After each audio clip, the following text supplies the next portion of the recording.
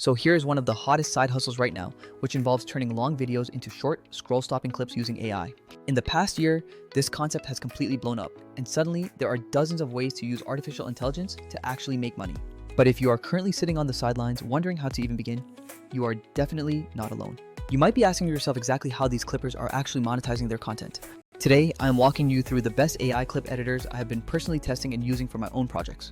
I will show you the exact methods people are using to turn viral clips into real, tangible cash. If you stick around until the very end, I will share a few clever, realistic strategies that you can start using today. Trust me, this information is absolutely worth your time. Quick disclaimer, everything I'm sharing comes from my own hands-on testing, research, and the real projects I have worked on. While there are no guarantees in this business, as someone who makes content, I think clipping is one of the most exciting side hustles available right now. There is a ton of momentum here, and I believe the opportunity is going to stick around for a very long time. With all that said, let us jump right into the tools. First up, let us talk about a newer editor that I have been using a lot lately. This AI tool has been built specifically for turning long videos into ready-to-post shorts. What I really like about it is how it feels purpose-built for creators who want to scale their content without burning out. You simply upload a long video, or paste a link, and the auto-editing engine scans for the most engaging moments. It then outputs clips that are essentially ready to drop directly onto your social media profiles. It is not just chopping content randomly, as the model is specifically tuned to spot emotional spikes and strong punchlines. These are the moments that will naturally hook viewers and keep them watching until the end. This tool also features an auto-schedule function, so you do not have to sit there and babysit your posting times. You simply tell it how often you want content posted and it queues up the clips automatically. It even posts them across your linked social accounts based on that specific cadence. That is a huge advantage if you are trying to run multiple channels or want to batch create content for weeks at a time. Then there is the built-in content calendar, where you can see what is scheduled and move things around easily. You can also tweak captions and publish everything from one single dashboard. For anyone juggling multiple platforms, having that single place to manage and publish is a total lifesaver. Now, there are other editors out there, and you should definitely know the trade-offs before you commit. Take another popular AI tool, for example, which is great at finding viral moments. Their model was trained on thousands of human-edited clips, so it produces snappy, polished shorts. However, some creators find its pricing and limits a bit rigid depending on how many hours you want to process. Other platforms are super popular too and can pump out decent shorts quite quickly. They often have features like auto-captioning and AI reframe, which are very effective for basic needs. In my tests though, those tools sometimes need a bit more manual tweaking to really land the best moments. Some platforms have cool perks like multi-language support and eye contact fixes, which are useful if you are going global. But be aware that some of those magic features are often paywalled as extra add-ons, which pushes the cost up. My point is that all these tools can work, and many do a solid job for standard video needs.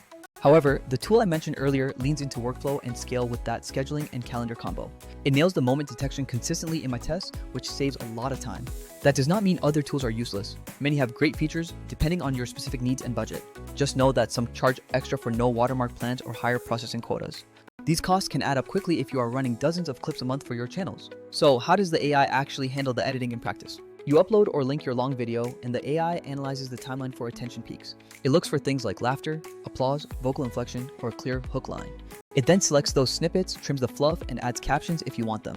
It even offers royalty-free music and B-roll suggestions to make the clip look professional. You can edit the text snippets directly, toggle captions, and change aspect ratios for different platforms. Compared to platforms where you are constantly switching tabs, having everything inside one interface speeds things up massively. Pricing matters, obviously, as some platforms let you test for free, but stamp watermarks on everything. Others charge a low monthly fee, but then ask for more money for extra hours or advanced features. The best approach is to find a tool that helps you scale rather than just pay a million micro fees. Always check their current plans and limits because every creator's needs are different. Okay, tools aside, let us talk money, because that is why most of you are here. There are a few real ways that clippers are monetizing their work right now. First, you can become a paid clipper for brands, creators, or agencies. On freelancer platforms, you will find gigs that pay for every 1,000 views a clip generates. If your clips perform and rack up views consistently, that can turn into real steady income. The upside here is immediate money without having to build your own audience from scratch. Second, you can build your own short-form channels for long-term growth. Create a few niche pages on platforms like YouTube or TikTok and post your best AI-generated clips. The benefit is that you own the content and the audience you build. Once you hit monetization thresholds, you start earning ad payouts per 1,000 views. On top of added money, you can branch into affiliate deals, digital products, or sponsorships. It can take time to scale, but a few viral hits can accelerate your growth incredibly fast. Third, you can pitch your editing services to companies and marketing teams. Lots of brands now hire contract specialists to keep their social feeds active and engaging. For these jobs, you will usually need a portfolio demonstrating consistent quality and an eye for trends. A few practical tips if you are just starting.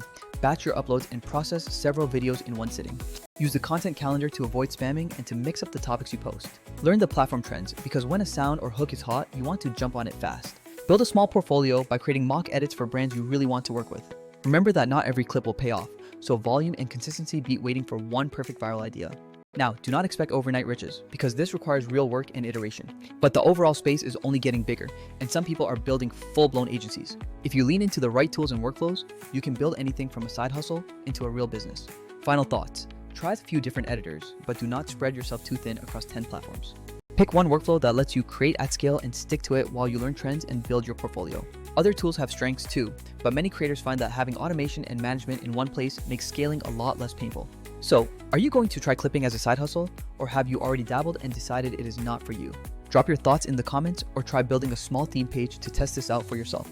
If you want to experiment quickly, batch some uploads, let the AI pull moments, and schedule a week of posts.